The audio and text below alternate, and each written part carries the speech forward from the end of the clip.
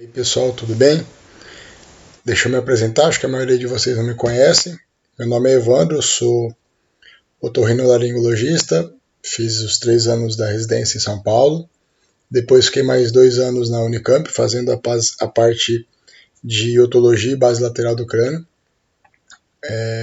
e voltei para Catanduva acho que faz 3 ou 4 anos. Eu sou daqui e eu me formei aqui na FAMEC também, na 34ª turma, no final de 2008. Então, além disso, também queria agradecer o João por ter me convidado para fazer essa aula com vocês. Tentar passar um pouquinho para vocês daquilo que a gente consegue resolver já na atenção básica, e vocês vão ver que é bastante coisa até, da área de otorrino, sem necessariamente ficar atrasando o diagnóstico ou mesmo o tratamento do paciente com exames complementares, né? Então, vamos lá. Bom, independente da área da medicina, independente de a gente estar no pronto-socorro, no ambulatório, no pré-hospitalar, independente de estar no hospital terciário, na atenção básica, no atendimento secundário, imprescindível uma boa anamnese e um bom exame físico, tá? Sempre. E uma boa anamnese, junto com o exame físico, vai elucidar por volta aí de 80% dos nossos diagnósticos, né? Ou no mínimo vai deixar com a quantidade de opções, né, de hipóteses muito menores. Por isso que é importante a gente sempre focar nisso daí, sempre tentar fazer o mais certinho possível, o mais correto possível, perguntar bastante para o paciente, ter a história pregressa bem feita, a história da moléstia atual, a história familiar, tudo isso daí vai contar, né? Os exames complementares, eles vêm para complementar um raciocínio que a gente já está iniciando, e que se inicia na hora que o paciente entra na consulta. Você observando ele, você fazendo a anamnese, depois encerrando com o exame físico, né? E aí uma dica especificamente da parte de exame físico, na área de otorrino, né, que é o que a gente vai falar hoje, tenham luz. É importantíssimo, é muito importante que para fazer um exame físico adequado na área de otorrino, a gente tenha luz boa. Hoje em dia a gente não tem nem desculpa, né, de precisar de lanterna, nada. A luz que a gente tem no celular é muito, muito boa, é intensa, em geral luz branca, que a gente consegue iluminar cavidades muito, muito bem. Se a gente tiver luz frontal, é melhor porque de repente a gente não precisa ficar lá lutando o celular meio que entrando na frente do seu exame. Às vezes você precisa de usar as 2 mãos também para fazer alguma avaliação, mas no mínimo dá para fazer um bom exame físico com a luz que você tem na sua mão o tempo todo. O celular nunca sai de perto da gente, né? Então use nessa hora também. Então vamos lá, a gente vai passar um pouquinho pelas 3 principais áreas, né? A gente sabe que hoje em dia o otorrino ela é uma área que ampliou demais. A gente tem a parte estética, a gente tem a parte de base de crânio, que a gente consegue tirar tumor, neurotumor, a gente tem a parte de base lateral do crânio, foniatria, enfim, tem um monte de coisa. Mas o que a gente vai falar, que vai ser o mais comum, inclusive, eu vou falar um pouquinho da parte de rinologia, bucofaringo e otologia, tá bom? Então vamos lá. Rinologia. Como eu falei, a anamnese é importante, daí que a gente vai perguntar. Primeiro o paciente vai ter a queixa inicial, né? E aí a partir da queixa inicial dele, a gente vai começar a fazer a história da moléstia. Então o que é importante saber? Saber se o paciente tem uma obstrução nasal, e daí é importante quando ele tem uma obstrução, saber o lado, saber o horário que piora, se piora na noite, se piora durante o dia, se piora quando é exposto a algum poeira, algum cheiro intenso, se é pior em alguma época do ano, no inverno piora, no verão é mais desagradável, enfim. Tentem especificar o máximo possível da obstrução nasal. Junto com isso, é importante perguntar sintomas irritativos. Então, se o paciente tem secreção nasal, se tem rinorreia, né? Essa rinorreia é importante que a gente caracterize ela, se ela é hialina, se ela é clara, se ela é espessa, se ela é purulenta, se ela tem um aspecto um pouco amarelado, não tão esverdeado. Então é importante saber isso também, tá? Presença de espios aí também, saber se eles são esporádicos, quando que acontece. Eu tive contato, um perfume chega perto do meu nariz e começa a espirrar, tá? Respiração oral, é importante a gente saber se o paciente que respira com a boca muito aberta, se sente que para respirar bem ele precisa estar com a boca aberta o tempo inteiro, e daí ele vai até dizer para você, doutor, eu estou sempre respirando pela boca, eu sinto o ar passar por aqui, ou ele vai dar outras pistas, né? Criança, por exemplo, vai ter a mucosa da boca um pouco mais seca, por ter a respiração oral, já que o normal do ar não é entrar pela boca, né? Pacientes, a gente tem que perguntar se eles roncam, se tem apneia, e obviamente que a gente vai perguntar, o senhor acorda às vezes um pouco assustado à noite, ou quem dorme com o senhor fala que às vezes o senhor dá umas engasgadas assim respirando, em geral são sinais de apneias, né? A gente pode ter sintomas oculares, por quê? Toda lágrima produzida no olho drena pelo ducto nasolacrimal em direção à fossa nasal. Então quando a gente tem um nariz que não funciona bem, que está obstruído, e a rinite é uma das coisas que pode gerar, um desvio de septo que obstrui essa área, a gente pode começar a ter sintoma ocular, então um pouquinho de hiperemia da conjuntiva, sensação de um pouco de areia, prurido também nessa região, tá? Diminuição ou mesmo a perda de olfato, está muito comum no Covid, mas existe uma infinidade de doenças da cavidade nasal que podem dar perda de olfato. Sangramento, é importante saber se esse sangramento é de grande monta, se faz o paciente chegar até o pronto-socorro por conta disso, se ele consegue identificar o lado, se é mais à noite, se é mais durante o dia, se é depois de trauma, criança principalmente, às vezes é por conta da inspeção digital, né, fica cutucando lá o nariz. Óbvio que a gente vai ficar mais atento com alguns grupos, então o paciente que nunca sangrou e está lá com seus 60, 70 anos, começou a sangrar, pode ser um tumor, então a gente tem que ficar um pouco mais atento. O paciente tem 15, 20, 30 anos, o nariz sangra desde sempre, principalmente quando o tempo resseca, fica um pouco mais seco, quando o nariz está um pouquinho ressecado, sangra. A gente pode ficar um pouco mais tranquilo, é um sangramento em geral de menor monta, mas nota como é importante não só saber o que está acontecendo, mas especificar mesmo, né? Esclarecer direitinho o que acontece com cada sintoma, tá? Porque isso vai fazer diferença para a gente pensar em alguma doença mais grave e que a gente vai precisar de repente encaminhar esse paciente mais rápido, doenças não tão graves que a gente vai conseguir manter ele na atenção primária, dar um tratamento inicial, e aí sim, se de repente for recorrente, for persistente, aí pensar num encaminhamento para fazer um exame endoscópico ou mesmo uma tomografia, tá? Trauma nasal é importante, presença de alergia ou não, uso de medicamento que faz, e aí esses antecedentes alérgicos aqui, é importante inclusive que os pais, que vocês saibam sobre os pais, né? Se o pai e a mãe têm rinite, asma, em geral filhos de paciente que tem algum tipo de alergia de viés superior e inferior, tem por volta de 50% de chance de também ter uma doença semelhante. Se ambos os pais tiverem, essa chance aumenta para 80%, então é praticamente certo que o filho desse casal vai ter, né? Presença de cirurgia nasal anterior ou não, e o porquê, se for por conta de um trauma, se for estética, né? Com quem que foi feito, em geral, uma rinoplastia feita por um otorrino vai acabar tendo uma preocupação estética maior do que quando é feito só por um cirurgião plástico, né? Profissão e atividade de lazer, às vezes o paciente ele se expõe no trabalho dele a produtos intensos, produto químico, então é importante a gente saber o local, qual que é o lazer preferido dele. De repente o lazer preferido dele é bater uma bolinha na grama lá, que tem mais areia do que grama. De repente o esporte preferido dele, o lazer do fim de semana, é fazer uma caminhada em trilha, pedalar em trilha, que é poeira pura, tá? Importante a gente saber sobre comorbidades, né?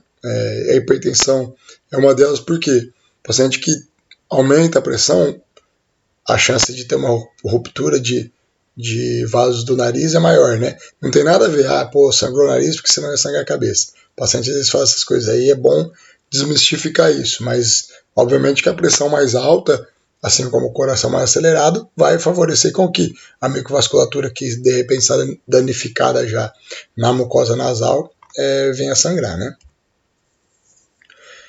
Inspeção externa, né? Saímos aqui da anamnese, né? Vamos para o exame físico agora. Tudo começa como? Inspeção. Então a inspeção já vai na parte externa, né? A gente tem o costume de, às vezes, quando vai examinar algum paciente da otorrino, se é queixa nasal, a gente quer ver lá dentro do nariz. Se é ouvido, quer logo botar o otoscópio. Se é boca, pede logo o paciente abrir a boca e ver a amígdala. E a gente tem que lembrar que não é só isso, né? Então o nariz Ele não é só a cavidade, o nariz ele tem a parte externa. Então a gente vai fazer a inspeção da pirâmide nasal, ver se tem deformidade, laterorrenia, principalmente se tiver história de trauma, isso aqui vai ser importante.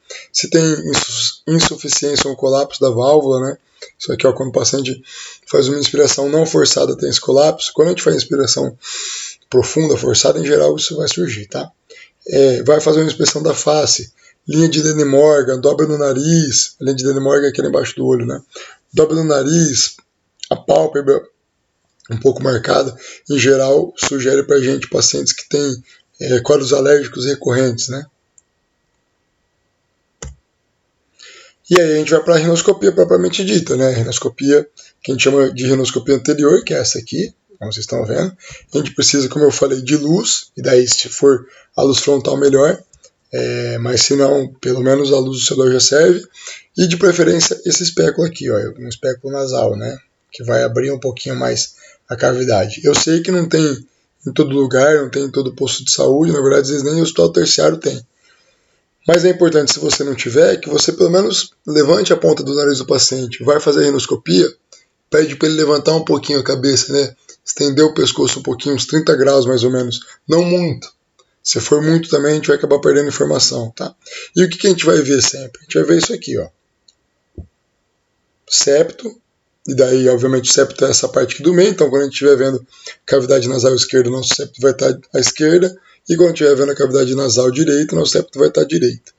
Além do septo, corneta inferior, e a gente vai ver aqui a cabeça, né, do corneto inferior. A gente não consegue ver toda a extensão dele, porque o nariz ele é bem comprido, ele é bem extenso, tanto no sentido antero-posterior quanto crânio-caudal. E eventualmente a gente vai ver isso aqui também. Cadê meu curso? Isso aqui também que é o corneto médio, tá? Qual que é o aspecto do corneto médio, do corneto inferior e do septo? São estruturas recobertas por mucosa, uma mucosa muito semelhante à mucosa jugal, né? Mucosa da bochecha, gengiva.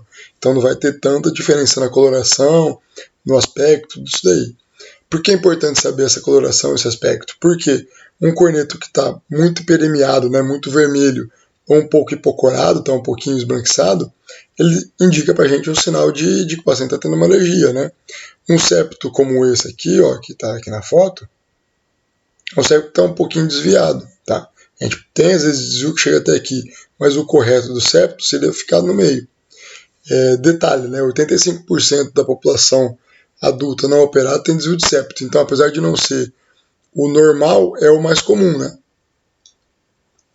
O normal seria o septo centrado, mas o mais comum é que haja um desvio de septo, especialmente na população adulta. Por quê? Porque, em geral, esse desvio surge por conta do crescimento, né? Então, na hora que o cartilagem e o osso do nariz se tocam, deveriam parar de crescer e, eventualmente, não é isso que acontece. Por isso que acaba gerando desvio de septo, né? O osso começa a empurrar a cartilagem que acaba se dobrando para algum lado, tá? Daí aqui a gente consegue ver bem direitinho aqui, né? O septo está um pouquinho mais centrado. E aí está à direita, né? Porque a gente está vendo aqui a fossa nasal direita, aqui a gente vê a esquerda.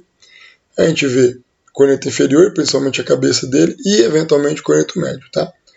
Estruturas além dessa aqui, a gente tem que ficar atento.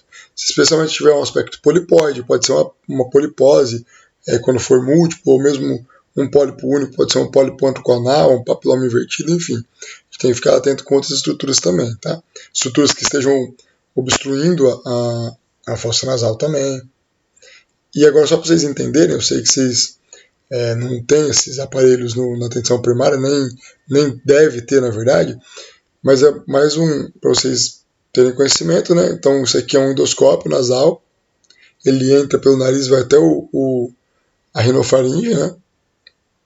Esse aqui é um de 30 graus, esse aqui é um de 0 graus, tá vendo? A diferencinha aqui na ponta dele é cortadinha aqui. Então, esse de 30 graus, ele não olha para frente, né? Quando você entra com ele, não é exatamente o que está à frente do seu endoscópio que você vai ver.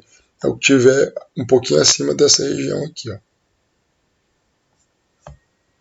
Dessa região aqui da lente, tá? E o de 0 graus não, é a visão direta, né? Então você vai ver certinho. Existe um outro aparelho, que é esse aqui, que é o nasofibroscópio, que a gente também entra pelo nariz. Qual que é a vantagem dele? A gente consegue, entrando pela cavidade nasal, chegar até a região das cordas vocais, né? Então ele, entre aspas, assim, substitui a endoscopia nasal e ainda faz uma laringoscopia junto. que é a avaliação da cavidade da região laríngea, né? Qual que é a desvantagem dele? A vantagem é que ele consegue fazer de uma vez só todo esse exame. Ele é mais confortável porque ele é flexível, né? Não é rígido como o endoscópio e o laringoscópio direto. Mas a grande desvantagem dele é que ele é formado por fibras. Então a qualidade de imagem dele sempre vai ser pior do que um endoscópio ou um laringoscópio que é formado por jogo de lentes, tá? Isso daí é mais atitude de curiosidade, vocês vão ter na atenção primária. Mas é importante vocês saberem. Por exemplo, um paciente que vocês querem avaliar o nariz, ele tem uma cavidade nasal muito estreita, não adianta você pedir uma endoscopia nasal. Você vai ter que pedir um nasofibroscópio, tá? É um paciente que tem um desvio enorme, ou tem pólipo em excesso, que o endoscópio nem entra direito, talvez seja melhor que seja feito um nasofibroscópio, tá bom? Eu trouxe um vídeo aqui para vocês. É óbvio que não é isso que vocês vão ver, né, no postinho de saúde, mas até para conseguir demonstrar melhor e vocês entenderem como que é a mucosa da região nasal. Então aqui a gente tem um nariz, obviamente. A gente entrou aqui pela cavidade nasal direita. Deixa eu ir parando aqui um pouquinho, só para explicar para vocês as estruturas. Deixa eu voltar aqui um pouquinho. Bom, então a gente vai ter aqui septo, né? A gente entrou na cavidade nasal direita, o septo vai estar à direita. Esse aqui já é o corneto médio e esse aqui é o corneto inferior. É a cabeça do corneto inferior. Obviamente que na endoscopia fica ampliado. Por quê? Porque uma das coisas que o endoscópio faz é ter um aumento da imagem, tá bom? E daí a gente vai percorrer. Nota como ele é bem extenso o nariz. Ó, aqui é a entrada do nariz, né, o corneto inferior. A gente vai ver o outro lado agora. Aqui dá para ver melhor, esse lado a gente conseguiu mais. Ó, voltando aqui um pouquinho. Então, a gente vai entrar agora no lado esquerdo, tá? Então é aqui a gente vai ter septo do lado esquerdo. Agora, né, porque a gente está na fossa nasal esquerda.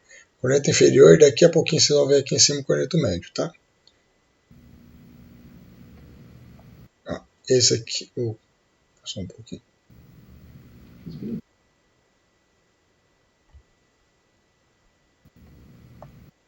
Esse aqui é o corneto médio, esse é o corneto inferior. E agora a gente vai andar com o endoscópio por toda a extensão do nariz. Vocês vão ver como que é bem extenso o nariz. Ó, isso daí é tudo corneto inferior, tá vendo? Essa aqui é a cauda do corneto. Agora a gente voltou para o outro lado. Corneto inferior, corneto médio, que é o inferior, né, que é o médio. Aqui é um esporão do septo, bem lá no fundo do nariz, tá vendo como ele faz um bico. E isso aqui já é a região, né, da rinofaringe. Esse aqui é o nosso cavo. A gente vai ver o próximo vídeo aqui. A adenoide fica nessa região, tá? Então, assim, para a gente ver... Vamos passar aqui, né? Deixa eu terminar, eu já falo no outro vídeo para vocês. É o paciente deglutindo, porque isso é rinofaringe, né? Aqui ó, a gente vê nossa tuba auditiva, tá?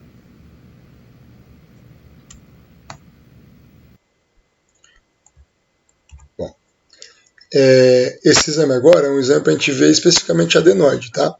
A adenoide, deixa eu voltar aqui um pouquinho esse vídeo. Vou adiantar aqui para vocês. A adenoide ela fica nessa região aqui, ó, na região do cavo, tá? É essa região que ela obstrui e que pode gerar respiração oral, nariz entupido, roncos, apneia, tá bom?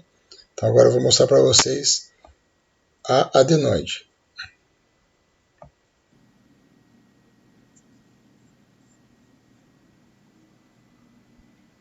Aqui a gente entrou pela cavidade nasal. Acho que a gente não conseguiu por esse lado. Acho que foi sim.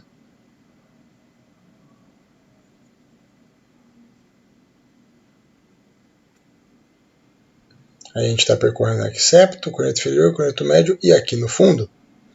Ó, lembra que quando a gente chegou no fundo lá da outra região, do outro exame, né? A gente viu a parede posterior da rinofaringe. Aqui não. Aqui o que a gente está vendo é isso aqui, ó. Que é a adenoide, é o tecido adenoideano, né? Ele está obstruindo a cavidade. Olha aqui, ó. A gente tem só... Deixa eu parar aqui, ó. A gente tem só um fiozinho aqui, ó, de rinofaringe. A adenoide está obstruindo praticamente 100% do cavo, né? Então, com certeza, esse é um paciente que tem obstrução nasal, deve roncar à noite, tem apneia, e isso em geral é mais comum em criança, tá? Por que eu gosto de mostrar a região da adenoide nesse vídeo para vocês, nessa aula aqui? Pelo seguinte, é muito comum, às vezes, eu trabalho, né, no AME, por exemplo, então a gente recebe paciente que vem da atenção primária, normalmente, né? E aí o que acontece? É muito comum a gente receber encaminhamento com um paciente que tem o nariz entupido e sem ter feito um raio-x, sem ter feito um exame complementar nenhum, e às vezes adulto, que também nem é tão comum ter adenoide aumentada, vem lá um encaminhamento de hipertrofia de adenoide. Gente, para a gente conseguir ver se a adenoide está hipertrofiada, a gente ou faz um exame de nasofibroscopia ou endoscopia nasal, né, que são esses dois exames que a gente viu aqui, ou a gente faz um raio-x de cavo, que vai bater uma foto com o paciente com a boca fechada, uma foto não, um raio-x, né, com a boca fechada e com a boca aberta, e a gente vai ver o tanto de coluna, do tanto que obstrui a coluna da via aérea, tá, na região posterior. Então, se não foi feito nenhum desses dois exames, o paciente não dá para a gente afirmar que ele tem hipertrofia de adenoide. A não ser que a gente tenha feito a rinoscopia, não viu nada, tratou a rinite dele, ficou bem e tudo mais, aí sim, a gente pode pensar, pô, esse paciente deve ter uma hipertrofia de adenoide, tá bom? Outra coisa importante, rinite, como que a gente trata? Onde que a gente trata? Na atenção primária, tá? Rinite não tem tratamento cirúrgico. O tratamento da rinite ele é medicamentoso. Então, são antialérgicos, corticoides nasais, lavagem com soro nasal, tá? Se o paciente não tem nenhuma outra alteração associada, como desvio, adenoide ou amígdala aumentada, não tem por que a gente encaminhar o paciente de repente ficar um tempão esperando na fila para passar no AME, no hospital terciário, só para tratar rinite, tá bom? Então agora vamos falar um pouquinho da otologia, tá? Essa aqui é a área, obviamente, que eu gosto, né? Gosto bastante e que particularmente eu acho a anatomia mais bonita, mas a gente não vai entrar em detalhes de anatomia aqui não. Vamos falar mais da anamnese hemifísica mesmo. Como a gente falou na rinologia e em todas as áreas da medicina, o que é super importante para a parte de ouvido, anamnese, né? Não tem jeito, isso a gente nunca vai ocorrer na medicina, tá bom? Não tem para onde, não tem quanto a medicina evolua que a gente vai deixar de fazer anamnese, tá bom? Então vamos lá, o que a gente vai tentar sempre descobrir na otologia? Primeiro, o paciente vai ter uma queixa, né? Ah, doutor, meu ouvido vaza, ou então eu ouço pouco, eu estou com um chiado no ouvido, eu estou com sensação do ouvido tampado, enfim. Aí a partir dessa queixa do paciente a gente vai fazer as outras perguntas. Tá, então tá bom, o senhor está com dificuldade de ouvir? Tá, qual lado que é pior? Quando começou? Tem algum momento que piora? Tem alguma coisa que melhora? Tá achando que está piorando? Está continuando? Tá? Então é importante definir isso daí. Além da dificuldade de ouvir, o senhor está tendo zumbido? Está tendo chiado no ouvido? Ah, eu tenho, doutor. E esse zumbido é mais de um lado, mais de outro? Ah, parece que está nos dois. Ah, então no direito. Tá? Como que é esse zumbido? Parece uma cachoeira? Parece um apito? Parece um coração pulsando? Por quê? Para a gente pensar em doenças diferentes, tá bom? Otorreia, o ouvido do senhor vaza? Além de ter dor e não ouvir, ele vaza também? Vaza pulso? Ah, doutor, não, meu ouvido nunca vazou, sempre foi super saudável. Então tá bom, talvez seja um paciente que é um paciente idoso, de repente está só perdendo a audição por conta do envelhecimento, né? Está entrando numa presbiacusia. Ah, doutor, um paciente jovem, ah, doutor, meu ouvido eu estou ouvindo pouco e ele vaza bastante. Talvez esse paciente tenha uma otite crônica, tá? Pergunta se dói o ouvido, tá? Em geral, doenças crônicas não doem o ouvido. As que doem são as doenças mais agudas. E a gente vai ter muito na otite média aguda, por exemplo, tá? Otite média aguda acaba baulando um pouquinho a membrana timpânica, né? E preenchendo de líquido e gera dor, tá bom? Outras coisas da área de otologia. Tontura. Pergunta se o paciente tem tontura e como que é essa tontura. Sem desequilíbrio, se roda, se o paciente tem sintoma neurovegetativos associados, então se quando ele começa a ter tontura, se ele sua frio, se ele fica pálido, se ele tem náusea, se ele vomita. Pergunta se zumbidos surgem durante tontura. Pergunta o que melhora, o que piora, o que desencadeia essa tontura, tá bom? É importante especificar, até para vocês terem uma ideia se essa tontura é de origem periférica, e aí quem vai cuidar é o otorrino, ou se é de origem central, daí quem vai cuidar é o neurologista, tá? Respiração bucal, ronco, obstrução nasal. Pô, professor, você acabou de falar isso aqui lá na rinologia. O que tem a ver com otologia? Tem tudo a ver, né? A gente tem esse canalzinho aqui, que é a tuba auditiva, que ela comunica basicamente o nariz, o ouvido, e ela vai desembocar lá no nariz, né? Lá no ósseo, na rinofaringe. Então, uma tuba auditiva mal funcionante, por conta de repente um nariz mal funcionante, e aí esses aqui são os sintomas nasais, pode gerar acessão do ouvido tampado, parece que vaza um pouquinho, infecções recorrentes no ouvido, otite média aguda recorrente principalmente, né, e mais ainda em criança. Por quê? Porque a tuba auditiva tem a função de drenar a secreção produzida aqui e equalizar a pressão externa com a interna.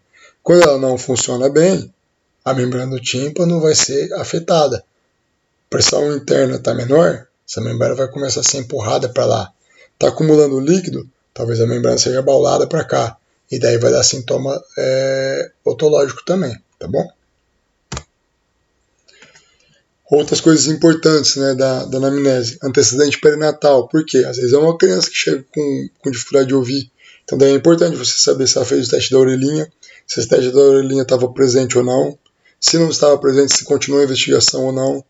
Se essa mãe teve sarampo, rubéola, catapora, cachumba, alguma coisa, ou alguma dessas das torches lá na gravidez. Se no parto teve algum problema, alguma intercorrência, se nasceu de parto a termo, prematuro, se precisou ficar internado em UTI ou não, porque são fatores de risco, se teve intubação, tá bom? Infecções na infância, se teve alguma infecção congênita, se teve, e aí são os antes que eu falei, né, da mãe, se teve meningite é um baita fator de risco, né? Meningite, paciente que tem meningite, né, principalmente criança, é muito comum sair como sequela com surdez. E daí a gente tem que agir rápido. Senão essa criança não vai nem ter a opção de fazer um implante coclear para poder ouvir. Ela vai acabar ficando surda para sempre, tá? Uso de medicamento, por quê? Existem medicamentos que são ototóxicos. Então, são medicamentos comuns, inclusive. Amicacina, que é um antibiótico, é muito comum. Um remédio que é muito usado como antipertensivo, hidroclorotiazida, furosemida, eles são ototóxicos, tá? Então é importante, doutor, depois que comecei a tomar o remedinho para pressão aqui, ó, começou a ficar ruim a audição. Então talvez precise trocar o remédio, né, para não piorar. Cirurgia que já foi realizada, por quê? Porque a anatomia pode estar alterada, né? Profissão, paciente pode ser um paciente que trabalha com ruído, então tá lá com uma máquina batendo no ouvido o dia todo, sem usar proteção individual adequada, vai dar algum sintoma. Atividade de lazer, doutor, eu não me exponho a som nunca, meu trabalho é bem tranquilo, trabalho só no computador, sem som. Ah, entendi. E o senhor faz o quê como lazer? Eu vou em balada umas 3, 4 vezes por semana, e gosto do som alto. Ah, tá. O que o senhor mais faz? E o senhor, qual que é o seu lazer? Eu gosto de tocar bateria quando eu estou descansando. Então, né, pode surgir uma piora de audição, às vezes só pelo lazer mesmo. Né? E doenças associadas, né? Diabetes. Todo paciente que tem diabetes, ele vai ter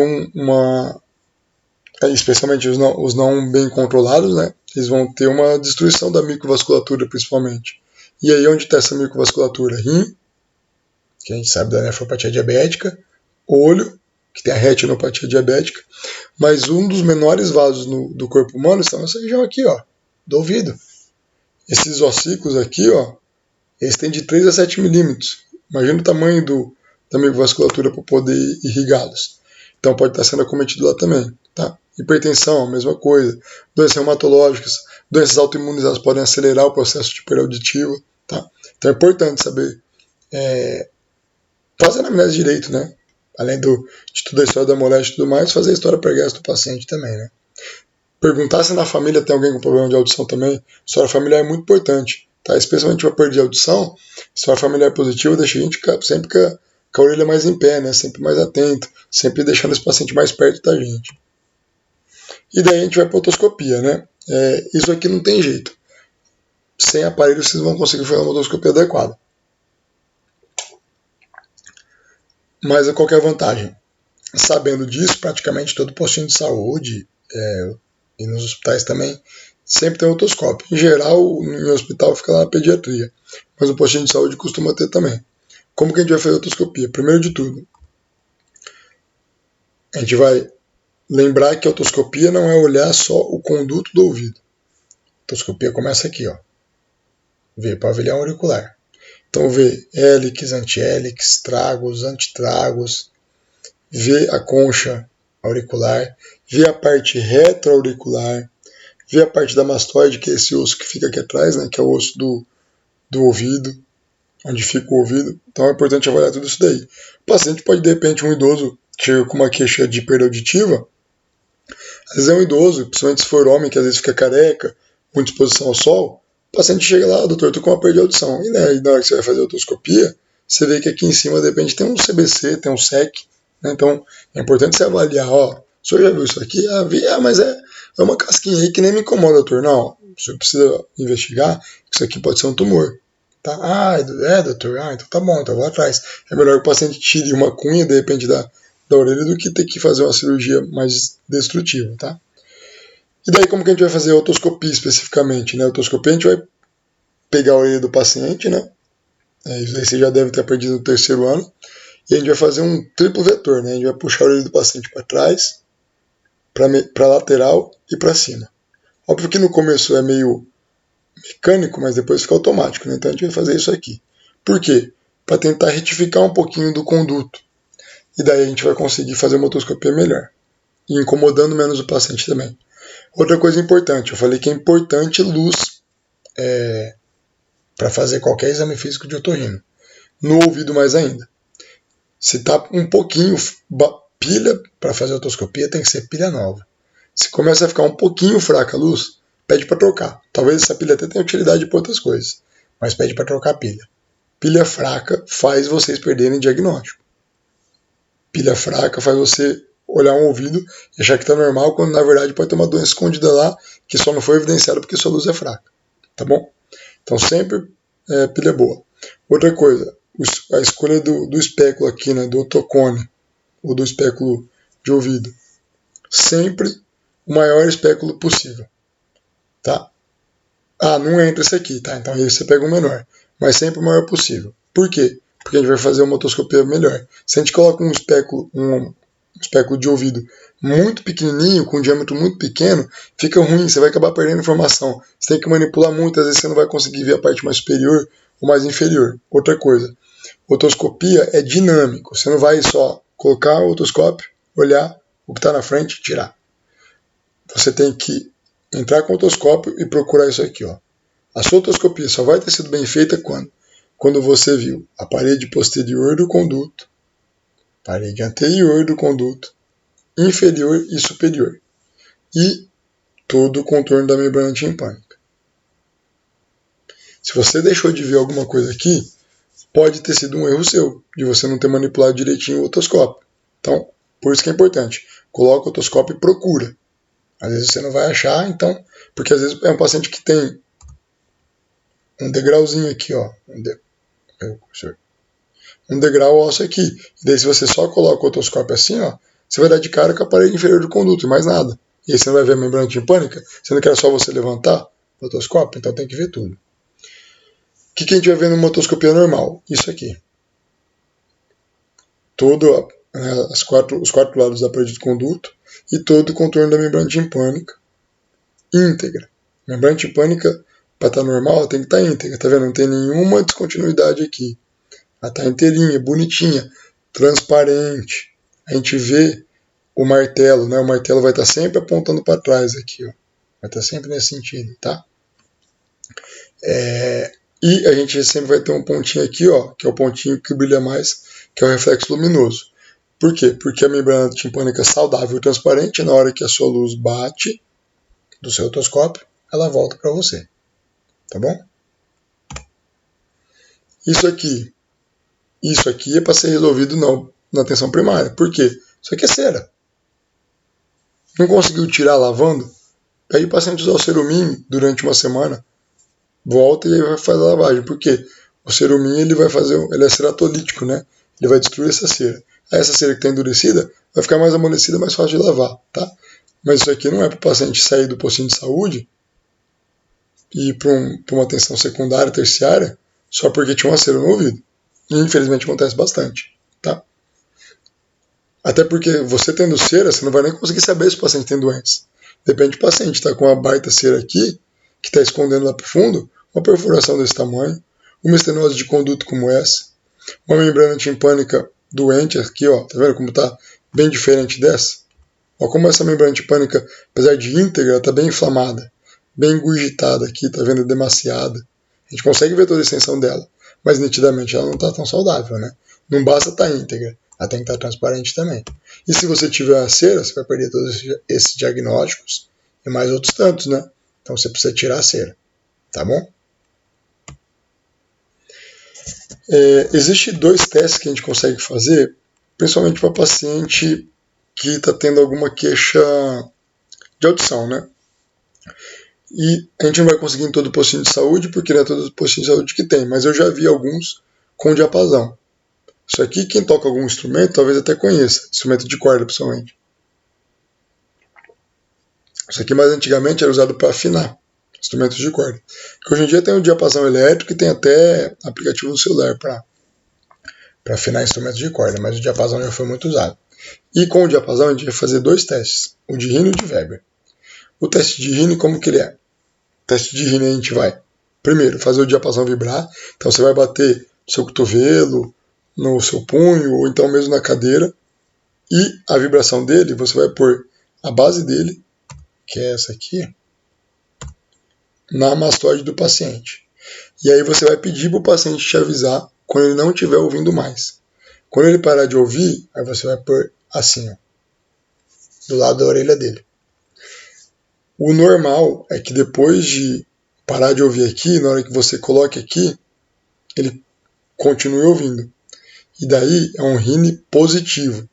E ele demonstra o quê? Que a gente tem uma audição ou normal ou com uma perda neurosensorial. Se o RINE está negativo, na hora que a gente para de vibrar aqui e coloca aqui, o paciente não ouve, significa que a via óssea dele está maior que a via aérea. Então ele tem uma perda condutiva. E aí pode ser por uma perfuração, por uma estenose, por uma otite crônica, por uma autoesclerose, por uma cirurgia prévia que foi removida a cadeia vascular, por um trauma que teve uma disjunção da cadeia vascular, tá? E o RINE, ele vai acabar junto com o Weber se complementando. Aqui a gente consegue, bom, o RINE está negativo, então é condutivo. Se o RINE está positivo, pode ser normal ou uma perda neurosensorial. Então a gente vai para o Weber.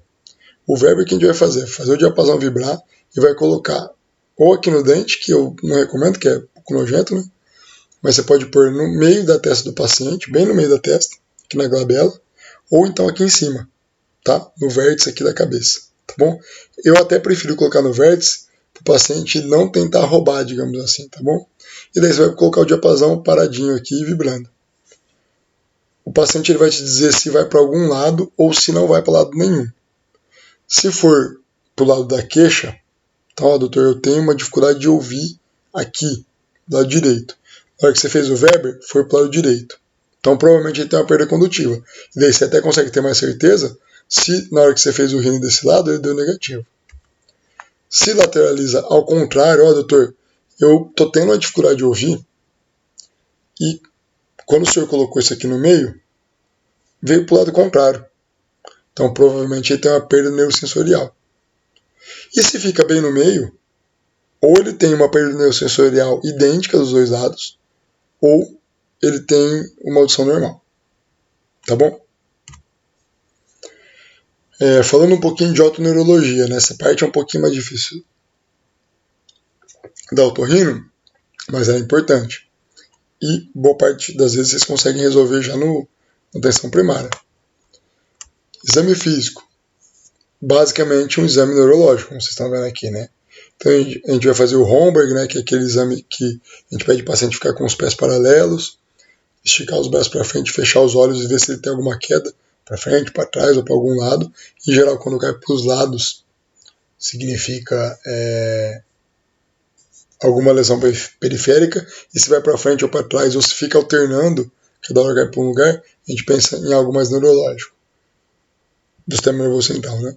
O Tenberg, que é a marcha, prova de braços estendidos. Ah, por quê? para ver se não tem nada neurológico acompanhando, né? O paciente às vezes pode estar tendo uma tontura porque está tendo um início de AVC. E aí se você faz a prova de braço estendido, você vê, pô, esse braço aqui está caindo, o outro não.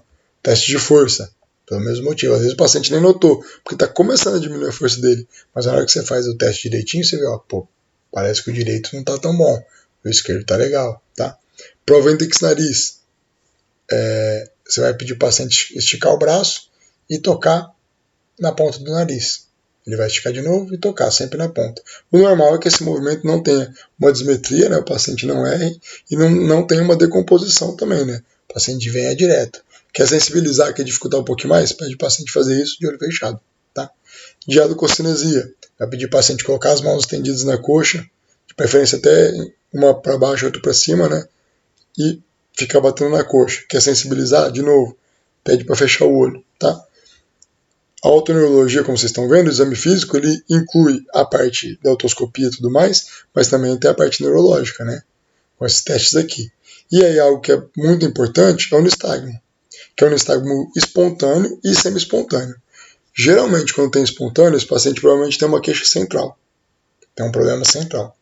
Se é o semi-espontâneo, aí o semi-espontâneo a gente vai causar, e a gente vai ver agora como que a gente pode causar o nistagmo semi-espontâneo, provavelmente esse paciente tem um problema periférico, tá? Como que a gente vai causar o semi-espontâneo? O espontâneo, você vai sentar, pedir o paciente fixar o olhar e vai começar a ter nistagmo. Vocês vão ver agora no próximo slide que tem um vídeo o que é o nistagmo.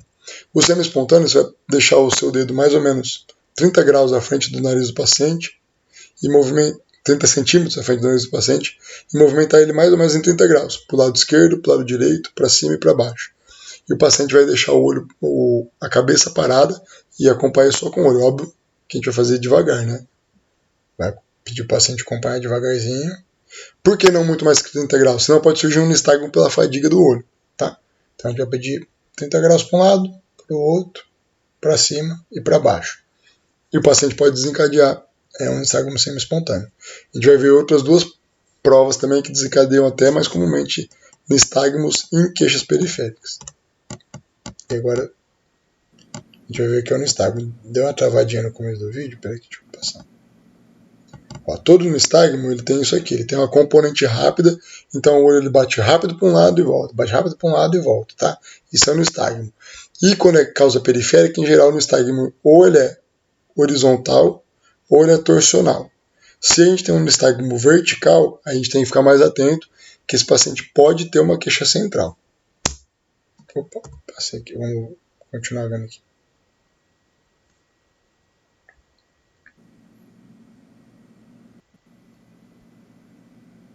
Ó, olha como bate rápido para o centro e volta, tá vendo?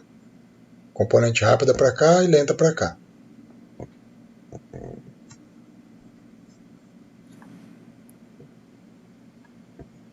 Para quem nunca viu, agora deu para entender direitinho que é o nistagmo, né? Esse movimento do olho aí, tá? Outras duas coisas, e isso a gente vai fazer especialmente na VPPB. VPPB é a causa mais comum de tontura de origem periférica. 80% é VPPB. Qual que é a vantagem? A vantagem é que você não precisa fazer nada com o paciente, além de algumas manobras, tá bom? Então não precisa ficar encaminhando o paciente para o otorrino, esperando meses para passar numa consulta às vezes.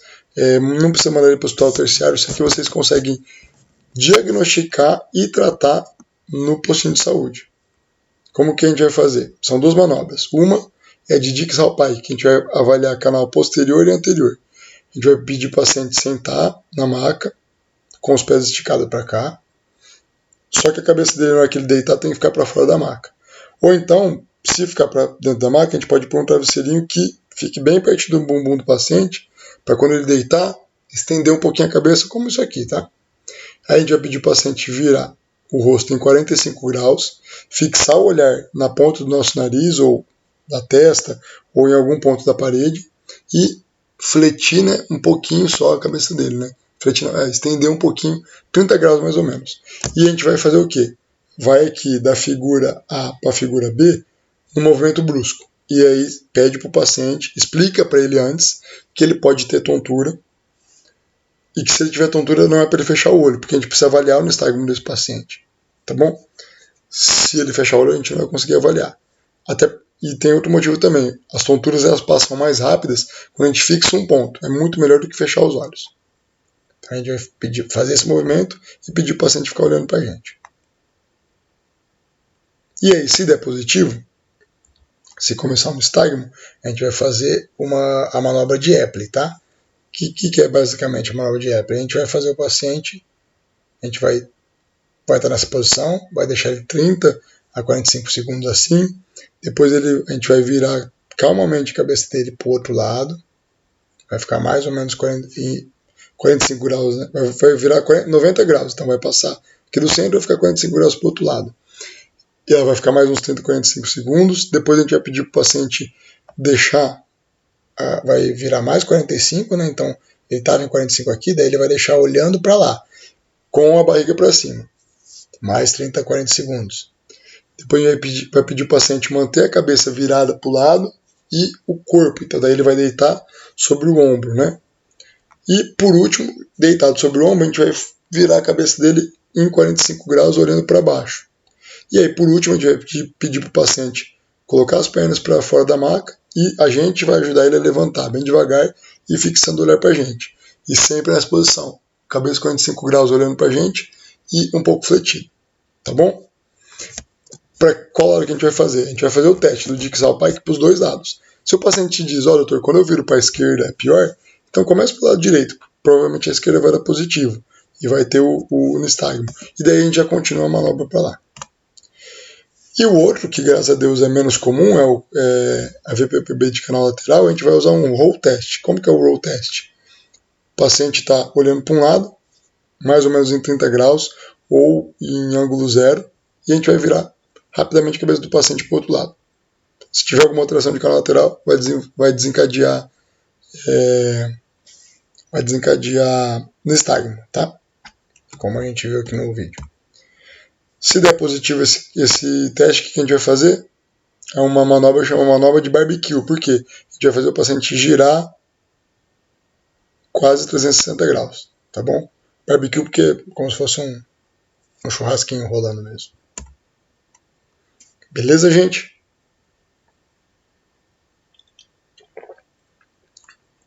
Vamos então agora falar um pouquinho da parte de bucofaringolaringologia, que é basicamente a avaliação da cavidade oral e laringe, tá bom? Faringe também. Novamente, como nas outras partes, em tudo na medicina, o que eu falo sempre, bato muito nessa tecla, a anamnese.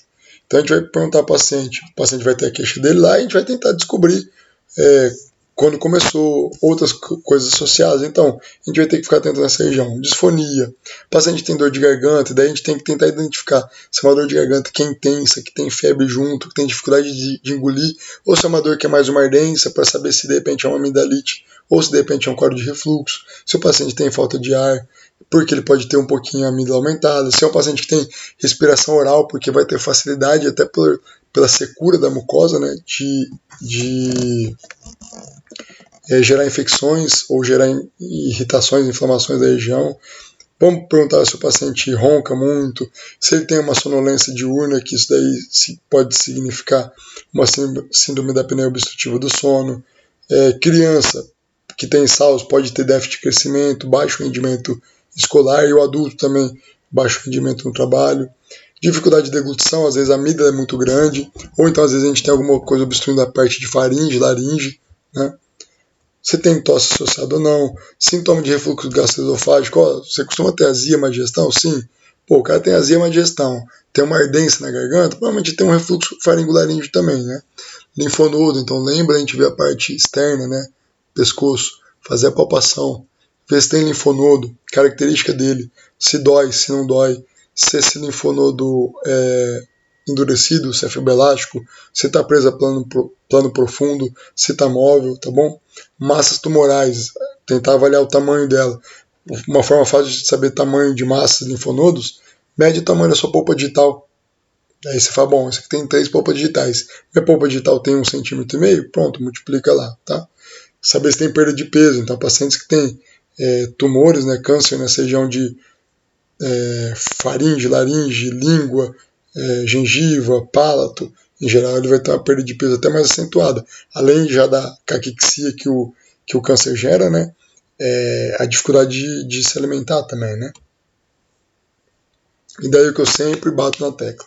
Oroscopia, assim como eu falei que otoscopia não é só olhar o conduto, oroscopia não é só olhar a amígdala e parede posterior da faringe. Lembra de ver palato. Lembra de ver dentição. Às vezes o paciente tem um abscesso aqui, porque tem um dente podre lá dentro. Abscesso odontogênico. Lembra de ver gengiva.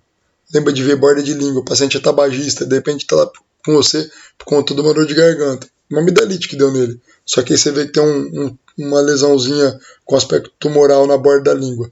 Pô, aí você vai estar conseguindo tirar o paciente de um tumor tão destrutivo que às vezes precisa fazer laringectomia, quimioterapia, rádio, e de repente só fazendo uma cunha na língua, resolvendo isso daí. Por que é importante fazer a avaliação da dentição também? Além do que eu falei no dente que não está muito saudável. Isso aqui, ó, provavelmente o paciente com respiração oral, ó, tá vendo? Ele respira muito pela boca, então os dentes não se juntam. A arcada fica mal formada, os dentes ficam um pouco assim encavalados, o palato fica ogival, assim como esse aqui, tá vendo? Aqui, ó, tamanho da lesão que tem no assoalho da língua, né? No assoalho da boca, quer dizer, no ventre da língua. Né? Então, às vezes o paciente está lá com uma dor de garganta, ele nem está se incomodando direito com isso, e aí, na hora que você pede para ver a língua, olha nas bordas, pede para ele levantar a língua, e você vê essa lesão aqui. Talvez você livre ele de uma evolução muito pior. E aí eu trouxe um vídeo para vocês, eu sei que vocês não têm esse vídeo, mas em alguns lugares tem um espelho semelhante ao espelho de dentista, que a gente consegue fazer a laringoscopia indireta, tá? É só importante ou esquentar um pouco o espelho, ou passar um pouco de sabão, ou mesmo passar na língua do paciente, né? Para a gente conseguir fazer a laringoscopia, senão fica embaçando. Como que a gente faz a laringoscopia? Seja com um laringoscópio rígido ou com esse espelho. Pede o paciente sentar, inclinar um pouco o tronco à frente, levantar um pouco o pescoço e pôr a língua para fora. Quando ele pôr a língua para fora, você vai segurar a língua. E daí ele pode relaxar. Por quê? Se o paciente fica tensionando, botando a língua para fora, isso dá náusea no paciente. E depois você ainda vai colocar um aparelho lá e vai piorar tudo. Então pede para relaxar. Só traciona a língua, deixa ele ficar com a boca praticamente fechada.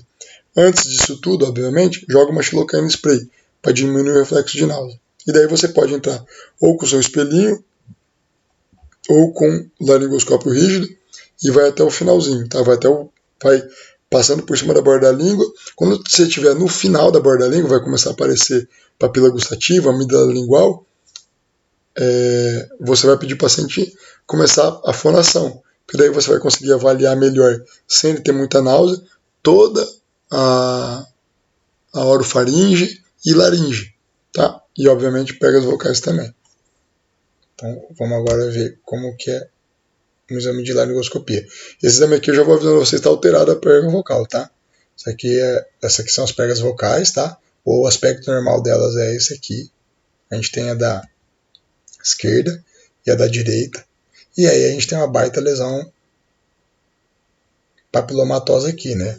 Verrucosa, um pouco esbranquiçada, muito sugestivo de câncer, óbvio, para a gente ter certeza, só com biópsia, né? Mas é um paciente para a gente agilizar a avaliação dele. Então vamos ver o vídeo aqui, ó. Essa parte que está piscando, que fica um pouco azul, respira fundo. Chama. Deixa eu parar aqui. Respira isso. Aquilo que estava piscando fica um pouco azul, é estroboscopia. É como se ela simula uma filmagem em câmera lenta, tá bom? Fininho. Ó, nota quando ele fala. Respira. Como fica bem rouco. Por quê? Porque o som não passa limpo pelas cordas vocais, né? Eu vou colocar o vídeo de novo. Nota que também quando ele fala, nessa região aqui, ó, vai ficar uma fenda, vai ficar um espaço para o ar passar. O ideal é que Respira.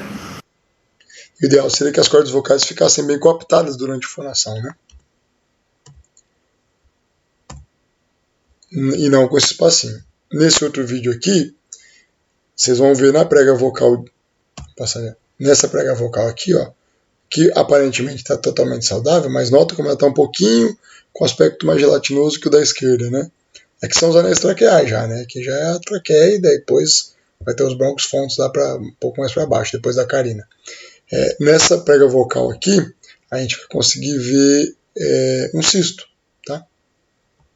E aí vocês vão ver a importância de fazer o exame, pedir o paciente falar, pedir o paciente às vezes fazer como se fosse um pigal, né, para mobilizar o que está acontecendo aí, que senão a gente perderia esse diagnóstico. Vai assim, ó.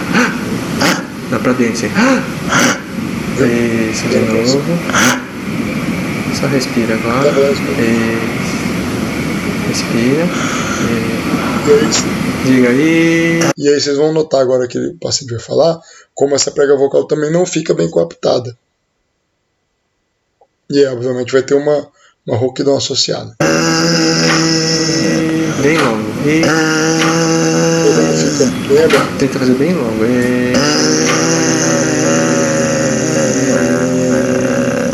Respira.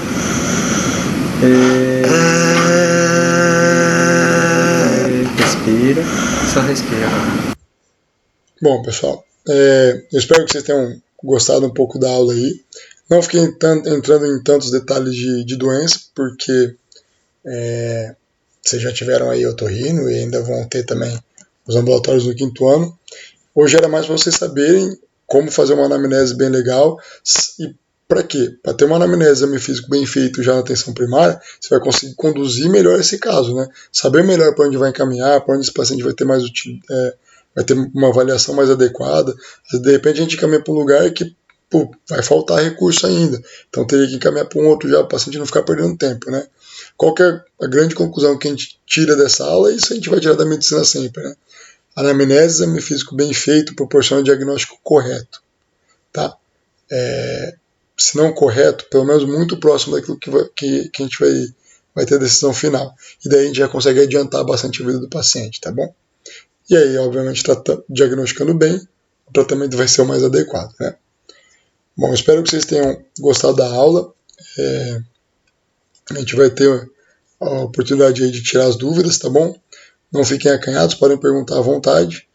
E além de dar aula para o 2º ano, estou toda segunda-feira na faculdade das 10 ao meio-dia.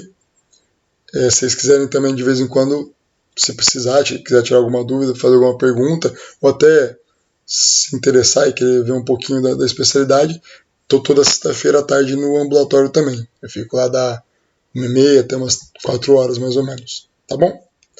Obrigado, foi um prazer e, novamente, obrigado pelo convite aí, tá, João?